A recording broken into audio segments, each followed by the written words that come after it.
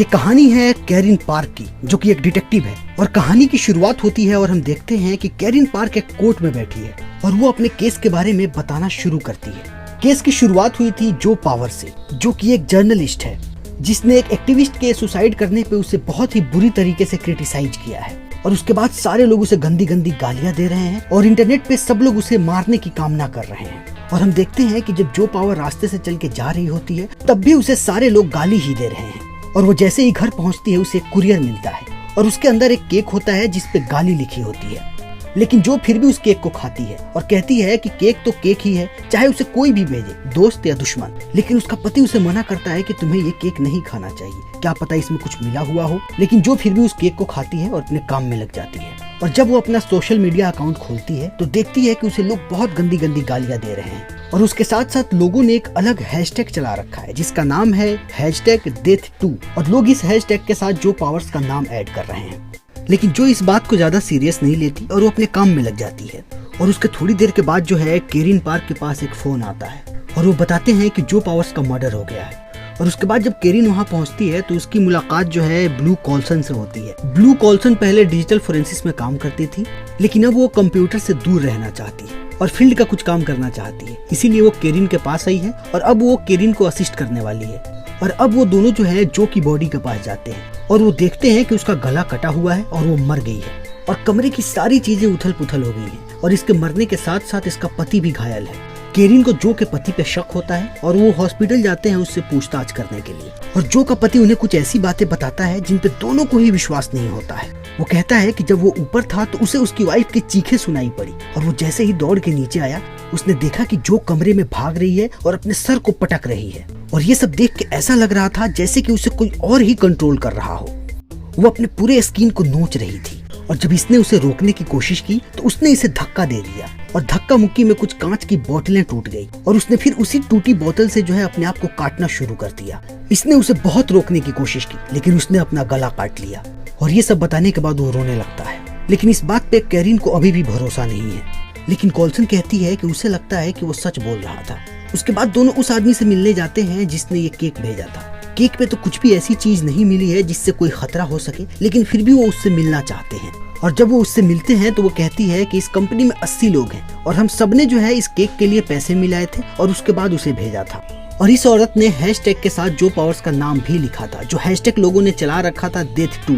और वो उससे हैशटैग के बारे में भी पूछते हैं और वो कहती है कि हजारों लोगों ने इस हैशटैग का इस्तेमाल किया है, सिर्फ मैंने ही नहीं किया है। और उसके बाद वो दोनों वहाँ से चले आते हैं और तब उनको पता चलता है कि अभी पूरी पब्लिक एक दूसरे आदमी पर गुस्सा हो रही है जिसका नाम है टस्क, जो कि एक रैपर है जिसने एक छोटे से बच्चे की बेइज्जती की है जो उसी की तरह डांस कर रहा था। और उसके साथ साथ सभी लोग जो है अभी टस्क के लिए उस हैशटैग का इस्तेमाल कर रहे हैं, यानी death2 टस्क। और तभी हम देखते हैं कि टस्क के साथ भी ऐसा ही हो रहा है। वो भी पार्किंग में अपना सर पटक रहा है और उसके बाद हॉस्पिटलाइज हो गया है। और जब टस्क का MRI स्कैन होता है, MRI स्कैनर में मैग्नेट लगे होते हैं और टस्क के सर के अंदर कोई मेटल होता है जो कि टस्क की आंखों को चीरता हुआ बाहर आ जाता है। और जब डॉक्टर्स उस मेटल को देखते हैं तो उन्हें एक आर्टिफिशियल मक्खी मिलती है। और जब जो पावर का पोस्टमार्टम होता है तो उसके सर के अंदर से भी ऐसी मक्खी मिलती है। और डॉक्टर्स उन्हें बताते हैं कि ये मक्खी पहले इनके सर के अंदर गई और उसके बाद दिमाग के उस जगह पे गई जो जगह हमें दर्द का एहसास करवाता है। और उसके बाद इन्हें इतना दर्द हुआ कि ये अपने आप को मारने पे मजबूर हो गए। और अब ये दोनों जो है इस चीज के बारे में पता करना शुरू कर देते हैं कि आखिर ये है क्या। और तब इन्हें पता चलता है कि इसका नाम है ADI, यानी कि ऑटोनोमस ड्रोन इंसेक्ट, जिसे ग्रैनुलर नाम की एक कंपनी ने बनाया है। और इसे मक्खियों की कमी को पूरा करने के लिए बनाया गया। जब मक्खियों की संख्या कम होने लगी थी और उससे हमारे प्रकृति में कुछ समस्याएं हो सकती थी, इसलिए इनको बनाया गया था। ये बिल्कुल नेचुरल मक्खियों की तरह काम करती हैं और यहाँ तक कि ये रिप्रोडक्शन भी करती हैं। और ये सारी मक्खियाँ अपने डिसीजंस खुद लेती हैं, यानी कि ये पूरी तरीके से नेचुरल हैं और इनके मदद से प्रकृति में जो मक्खियों की कमी थी वो पूरी हो चुकी है। और इस चीज को और समझने के लिए कैरिन और कॉल्सन जो है ग्रैनुलर कंपनी के हेडक्वार्टर में जाते हैं और वहाँ पे वो जो है ADI प्रोजेक्ट के लीडर से मिलते हैं जिसका नाम होता है रास्मस सोबर। और वो उससे पूछते हैं कि क्या इन मक्खियों को हैक किया जा सकता है। और सोबर कहता है कि बिल्कुल भी नहीं।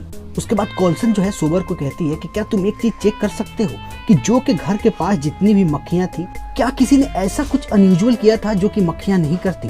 और जब वो चेक करते हैं तो उन्हें मिलता है कि वहाँ पे एक मक्खी थी जो कि गिर गई थी, लेकिन जब मक्खियां नीचे गिर जाती हैं तो उनका रिकॉर्ड इनके डेटा में चला आता है। लेकिन ये एक ऐसी मक्खी है जिसके गिरने के बाद भी कोई भी डेटा इनके पास नहीं है। और तब यहाँ पे इनको शक होना शुरू होता है कि हो ना कोई इन मक्खियों को गाइड कर रहा है। और तब कैरिन उनसे पूछती है कि अगर जरूरत पड़े तो क्या इन मक्खियों को हम रोक सकते हैं, इन्हें डीएक्टिवेट कर सकते हैं। और तब सोबर कहता है कि नहीं, अगर ऐसा किया तो हमारा संतुलन खराब हो सकता है। उसके बाद कैरिन कहती है कि मुझे सबकी लिस्ट चाहिए, जितने भी लोग इस कंपनी में काम करते थे या कर रहे हैं। और उसके बाद कैरिन और कोल्सन वापस अपने ऑफिस चले आते हैं। और जब वो ऑफिस आते हैं तो उनकी मुलाकात होती है शॉन ली नाम के एक ऑफिसर से, जो कि टस्क का केस देख रहा था और उसे भी ऐसी ही मक्खी मिली है। और वो करीन को बताता है कि एक और आदमी की मौत हुई है ऐसे ही पैटर्न के साथ, और उसके भी दिमाग के अंदर से हमें ये मक्खी मिली है। और वो टस्क की वीडियो भी दिखाता है कि टस्क कैसे तड़प रहा था। और ये सब देखने के बाद कोल्सन बताती है कि दोनों को एक ही आदमी ने मारा है, और मक्खियों का इस्तेमाल करके। और वो अपने टारगेट को जो है हैशटैग के द्वारा चुनता है। जिस व्यक्ति के लिए सबसे ज्यादा इस हैशटैग का इस्तेमाल किया जाता है वो उसी को मारता है। लोगों ने पहले जो पावर्स के लिए उस हैशटैग का इस्तेमाल किया और उसके बाद टस्क के लिए। और जिसने इस हैशटैग की शुरुआत की होती है उसके प्रोफाइल पिक्चर में भी मधुमक्खी ही होती है। और इस हैशटैग का नाम है डेथ2, जिसे किसी ने जानबूझ के इनिशिएट किया है। और इस आदमी ने अपने हर एक ट्वीट के साथ एक इंस्ट्रक्शन वीडियो को जो है लिंक किया है, जिसका नाम है गेम ऑफ कॉन्सिक्वेंसेस, जिसमें लिखा है कि सबसे पहले आपको एक टारगेट पिक करना है और उसके बाद उसके फोटो और उसके नाम के साथ आपको इस हैशटैग को लगा के ट्वीट करना है। और जिसको सबसे ज्यादा वोट मिलेंगे उसको हर रोज 5 बजे मार दिया जाएगा। और यहाँ पे उन्हें जो है किलर के अगले टारगेट के बारे में पता चलता है, जिसका नाम है क्लैरा मीड्स, जिसने वॉर मेमोरियल में सुसु करते हुए फोटो खिंचाई है, जो कि सिर्फ सुसु करने का एक्टिंग कर रही है। और इसको मारने के लिए 880 लोगों ने ट्वीट किया है उस हैशटैग का इस्तेमाल करके। और उसके बाद कैरिन और कोल्सन जो है उसको बचाने के लिए निकल जाते हैं। और उसके बाद वो क्लैरा के घर पहुंचते हैं और उसको सेफ हाउस पे ले जाने की तैयारी करने लगते हैं। लेकिन क्लैरा को कुछ भी समझ में नहीं आता है कि आखिर उसके साथ क्या हो रहा है।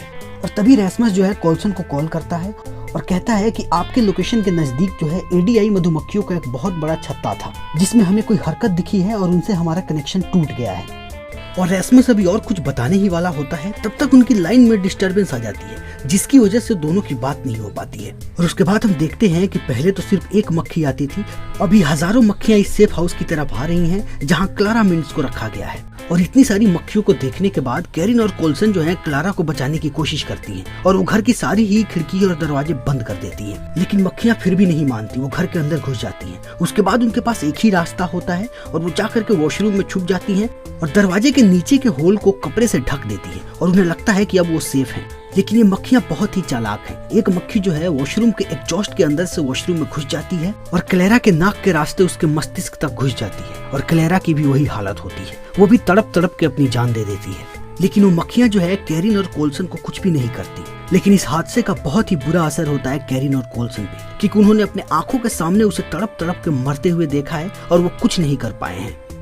उसके बाद सब लोग रेस्मस के पास पहुंचते हैं पता करने के लिए आखिर ये हो क्या रहा है। और सारे लोग इसी बारे में बात करते हैं कि आखिर मक्खियों ने हमें कुछ क्यों नहीं किया, सिर्फ उसे ही क्यों मारा। और तब उन्हें पता चलता है कि ये मक्खियां जो हैं फेशियल रिकॉग्निशन कर सकती हैं और इसका इस्तेमाल करके कोई अपने टारगेट को मरवा रहा है। और उसके बाद रेस्मस बताता है कि इस प्रोजेक्ट में जो है गवर्नमेंट भी शामिल है। उसने पूरी जनता पे नजर रखने के लिए ऐसा किया था ताकि वो सारे लोगों पे नजर रख सके और उनको स्पाई कर सके। लेकिन ये बात जो है खुफिया है, इसकी खबर किसी को भी नहीं है और इसीलिए इन पे जो है फेशियल रिकॉग्निशन लगाया गया था। लेकिन अब ये चीज जो है हमारे ही खिलाफ यूज हो रही है, इनको कोई हैक कर रहा है और लोगों को मार रहा है। और उसके बाद सोनली बताता भी है कि ये चीज कितनी कारीगर थी और उन्होंने बहुत सारे बॉम्ब ब्लास्ट रोके हैं इन मक्खियों की मदद से। और क्लैरा के मौत के बाद जो है ये हैशटैग बहुत ही फेमस हो गया है। सारे लोगों को ये बात पता चल गई है कि इस हैशटैग के इस्तेमाल से हम किसी को भी मार सकते हैं। और अब अगला टारगेट है चांसलर का, जिसके लिए सबसे ज्यादा वोट आए हैं। और चांसलर इस चीज को देखने के बाद सोनली पे बहुत ही गुस्सा करता है और कहता है कि तुम्हारी कंपनी क्या कर रही है,